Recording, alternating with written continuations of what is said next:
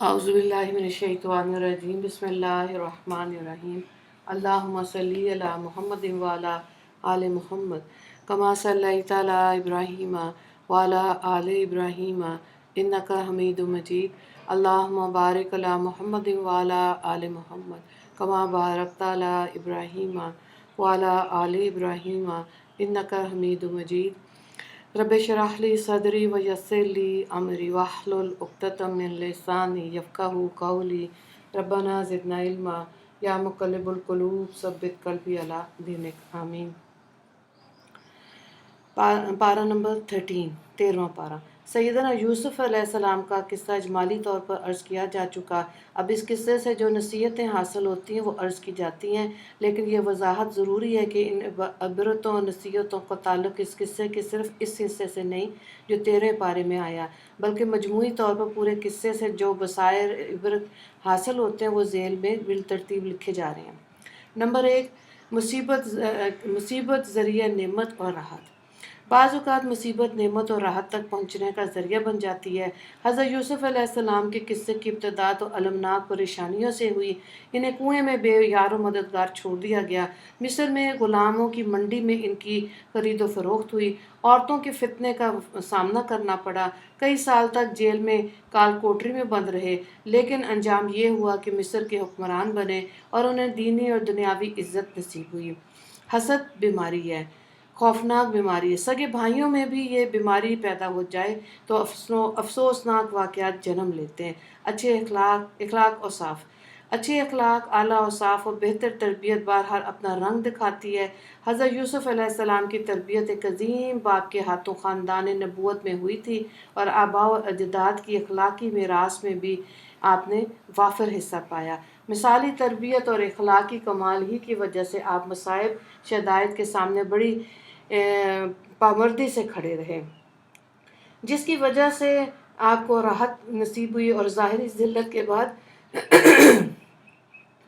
हकीकी इज़्ज़त का दौर आके रहा। दीन पर जमे रहना, इफ़्फ़त, अमानत, इस्तकामत सारी भलाइयों का सरचश्मा है, मर्दों के लिए भी औरतों के लिए भी। यूं ही दीन पर जमे रहने वालों को एक ना एक दिन इज़्ज़त और एहतराम हासिल होकर रहता है। हकीकत और हक़ को जितना भी छुपाया जाए बिला आखिर वो ज़ाहिर होकर रहता है। मर्द औरत का इख्तिलात। मर्द और औरत का इख्तिलात और खलवत में मेल जोल फितने का बायस होता है। ना ज़ुलेखा को खलवत मैसर आती और ना ही वो बुराई की मनसूबाबंदी करती। इसलिए इस्लाम ने मर्द और ज़न के खलवत में मिलने को हराम करार दिया। तिरमिज़ी और नसाई में हदीस है कि जब मर्द और औरत तन्हाई में मिलते हैं तो इनके साथ तीसरा फ़र्द शैतान होता है। ज़ात बारी पर ईमान और अक़ीदे की पुख्तगी से मसाइब का बर्दाश्त करना और अखलाकी नजासतों से दामन का बचाना आसान हो जाता है। मुसीबत से गुनाह से मुसीबत बेहतर है।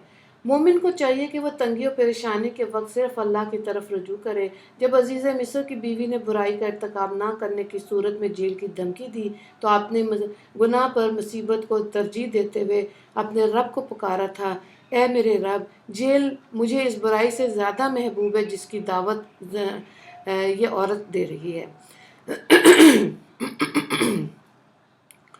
बाज़ अल्लाह वालों के बारे में आता है कि जब किसी मुसीबत और बीमारी में मुब्तला होने की वजह से इनसे ताज़ियत की गई तो उन्होंने कहा अल्हम्दुलिल्लाह बिमुसीबती गिरफ्तार ना मुसीबती। अल्लाह का शुक्र है मुसीबत में मुब्तला हूँ, गुनाह में मुब्तला नहीं हूँ। अल्लाह अकबर।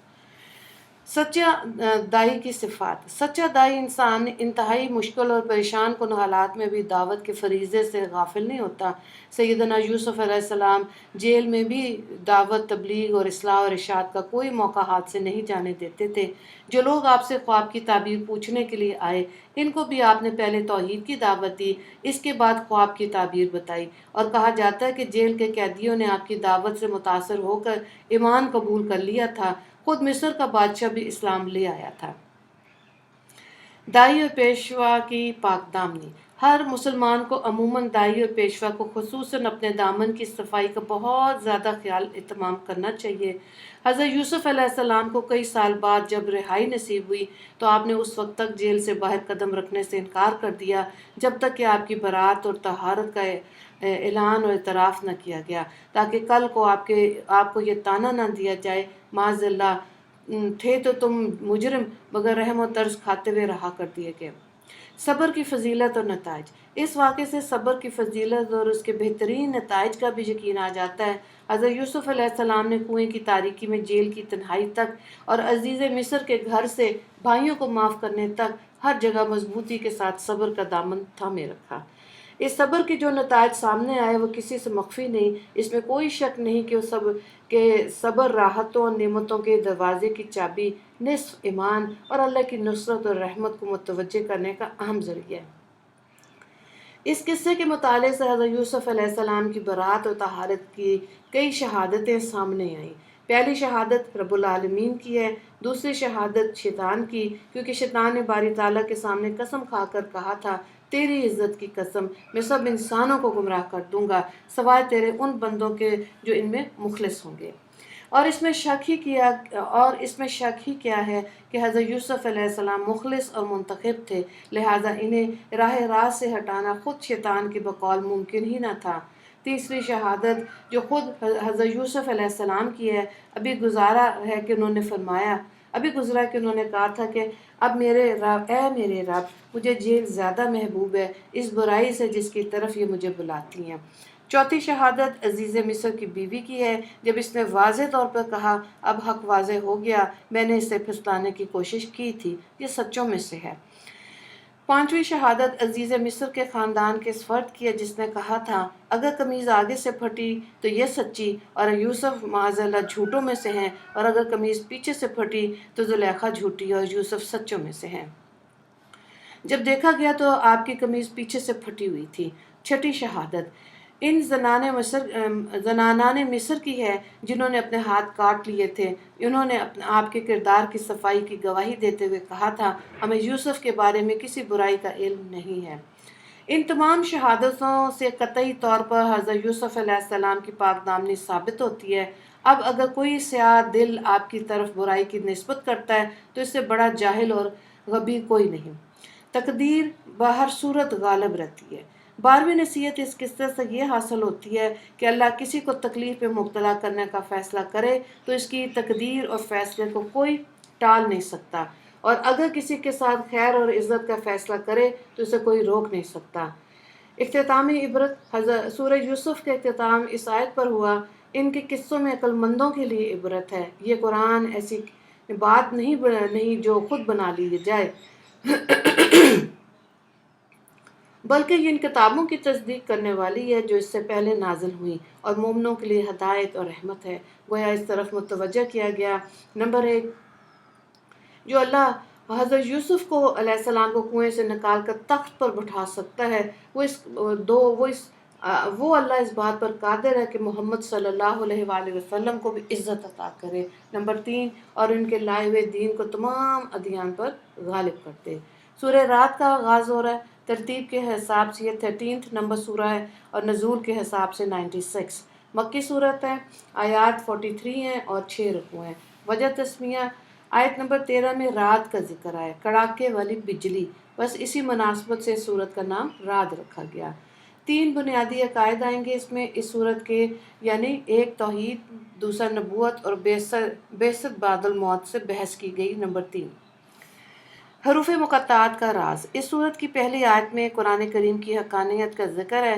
یہ نکتہ قابل غور ہے کہ جن سورتوں کا آغاز حروف مقطعات سے ہوتا ہے ان کی ابتدا میں عام طور سے قرآن کریم کا ذکر ہوتا ہے، جس سے اس کے قول کو تقویت حاصل ہوتی ہے، جس کے مطابق حروف مقطعات ان مخالفین کو چیلنج کرنے کے لیے لائے جاتے ہیں جو قرآن مجید کو معاذ اللہ انسانی کاوش قرار دیتے ہیں۔ اس سورت میں جو اہم مضامین بیان کیے گئے وہ درجہ ذیل ہیں۔ سورت کے ابتدا میں اللہ کے وجود اور اس کی وحدانیت کے دلائل بیان کیے گئے ہیں۔ آسمان اور زمین، سورج اور چاند، رات اور دن، پہاڑوں اور نہروں، غلہ جات اور مختلف رنگوں، ذائقوں اور خوشبوؤں والے پھلوں کو پیدا کرنے والا وہی ہے۔ موت اور زندگی، نفع اور نقصان اس اکیلے کے ہاتھ میں۔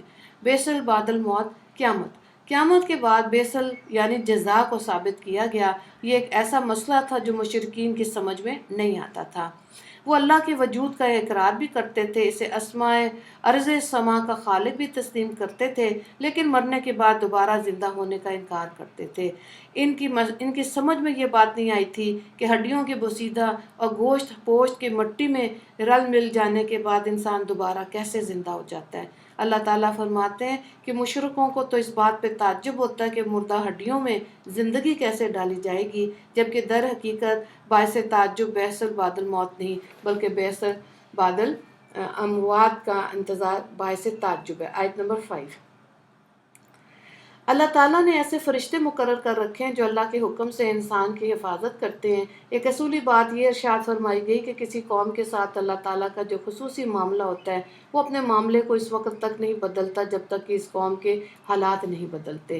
جب وہ قوم خود ہی اپنے آپ کو نعمت کی بجائے مصیبت اور کشائش کی بجائے تنگی کا مستحق بنا لیتی ہے تو پھر اللہ بھی اپنا معاملہ بدل دیتا ہے۔ آج اگر امت مسلمہ اپنے لیے عزت چاہتی ہے تو اسے ذلت والے اسباب ترک کر کے عزت والے اسباب اور وسائل اختیار کرنے ہوں گے۔ محض عزت کی آرزو سے عزت کا حصول ممکن ہے۔ باطل اور اہل باطل کو اس سیلابی جھاگ سے تشبیہ دی گئی جو بظاہر ہر چیز پر چھائی ہوئی ہے لیکن بالآخر سوکھ کر زائل ہو جاتی ہے۔ حق کو اس سونے اور چاندی کے ساتھ تشبیہ دی گئی جو زمین پر ٹھہرا رہتا ہے، پھر آگ میں تپ کر بالکل خالص ہو جاتا ہے اور میل کچیل اس سے الگ ہو جاتا ہے۔ آیت نمبر 17۔ دنیا بھر میں باطل کی مادی جھاگ جو اٹھی ہوئی دکھائی دیتی ہے، یہ جھاگ خود بخود بیٹھ جائے گی، لیکن شرط یہ ہے کہ اس کے مقابلے میں حق کے سچے پرستار کھڑے ہو جائیں۔ لیکن جو صورت نظر آ رہی ہے وہ تو یہ ہے کہ حق کے نام لیووں نے اہل باطل کے اور اہل باطل نے اہل حق کے بعض طور طریقے اپنا رکھے ہیں۔ اہل تقویٰ اور حقیقی عقلمندوں کے ساتھ کی 8 صفات بیان کی جا رہی ہیں۔ 1، وہ اللہ کے عہد کو پورا کرتے ہیں اور عہد شکنی کے مرتکب نہیں ہوتے۔ 2، جن رشتوں کو اللہ نے جوڑنے کا حکم دیا انہیں جوڑے رکھتے ہیں۔ 3، اپنے رب سے ڈرتے ہیں۔ 4، حساب سے خوف رکھتے ہیں۔ 5، اللہ کی رضا کے لیے صبر کرتے ہیں۔ 6، نماز قائم کرتے ہیں۔ 7، اللہ کے دیے ہوئے مال میں سے خفیہ اور علانیہ خرچ کرتے ہیں۔ 8، برائی کا جواب بھلائی سے اور اچھائی سے دیتے ہیں۔ آیت نمبر 20 سے 24 تک۔ ان کے مقابلے میں اشقیاء کی 3 نمایاں علامات ہیں بدبخت لوگوں کی۔ پہلی یہ کہ وہ اللہ کے عہد کو توڑتے ہیں، دوسری یہ کہ اللہ نے جن رشتوں کو باقی رکھنے کا حکم دیا انہیں ختم کرتے ہیں، تیسرا یہ کہ وہ زمین میں فساد کرتے ہیں۔ آیت نمبر 25۔ مقام نبوت اور بشر، انبیاء بھی دوسرے انسانوں کی طرح انسان ہی ہوتے ہیں، ان کی بیوی بچے بھی ہوتے ہیں۔ جہاں تک ان کے معجزات کا تعلق ہے تو یہ ان کا ذاتی کمال نہیں ہوتا بلکہ یہ اللہ کے حکم سے صادر ہوتے ہیں۔ وہ لوگ مقام نبوت سے ناواقف ہیں جو بشر ہونے کی وجہ سے ان کی نبوت کا انکار کرتے ہیں۔ سورت کے اختتام پر اللہ تعالیٰ نے اپنے نبی کی نبوت اور رسالت کی خود شہادت دی، اسی طرح وہ اہل کتاب بھی آپ کی نبوت کے گواہ ہیں جو تعصب سے پاک ہیں۔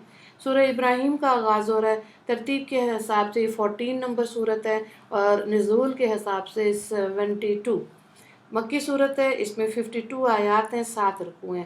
وجہ تسمیہ دیکھیں۔ آیت نمبر 35 سے 41 میں حضرت ابراہیم علیہ السلام کا قصہ بیان کیا گیا، اسی لیے سورت کا نام ابراہیم رکھا گیا۔ نزول قرآن کی حکمت اور مقصد، اس سورت کی ابتدا بھی حروف مقطعات سے ہوئی ہے۔ حروف مقطعات والی دوسری صورتوں کی طرح اس سورت کے آغاز میں بھی قرآن کے کریم کا ذکر ہے اور اس کی پہلی آیت میں نزول قرآن کی حکمت اور مقصد بیان کیا گیا۔ ارشاد ہوتا ہے، یہ وہ کتاب ہے جسے ہم نے تمہاری طرف نازل کیا تاکہ تم لوگوں کو اندھیروں سے روشنی کی طرف نکالو اپنے رب کے حکم سے، یعنی غالب اور قابل تعریف ذات کے راستے کی طرف سے۔ سورہ ابراہیم میں جو اہم مضامین بیان ہوئے وہ درجہ ذیل ہیں۔ تینوں بنیادی عقائد یعنی توحید، رسالت اور بیس و جزا پر ایمان کے بارے میں بحث کی گئی ہے۔ کافروں کی مذمت اور ان کے لیے جہنم کی وعید ہے، جبکہ مومنوں کے لیے جنت کے وعدے ہیں۔ آیت نمبر 2، 23، 28 اینڈ 31۔ حضرت خاتم النبیین کو تسلی دینے کے لیے بتایا گیا کہ سابقہ انبیاء کے ساتھ بھی ان قوموں نے اعراض اور انکار اور عداوت اور مخالفت کا یہی رویہ اختیار کیا تھا جو آپ کی قوم اختیار کیے ہوئے ہے۔ آیت نمبر 9، 12، 13 اور 18۔ اسی سلسلے میں اللہ تعالیٰ نے وہ گفتگو ذکر کی جو بعض انبیاء اور انہیں جھٹلانے والوں کے درمیان ہوئی۔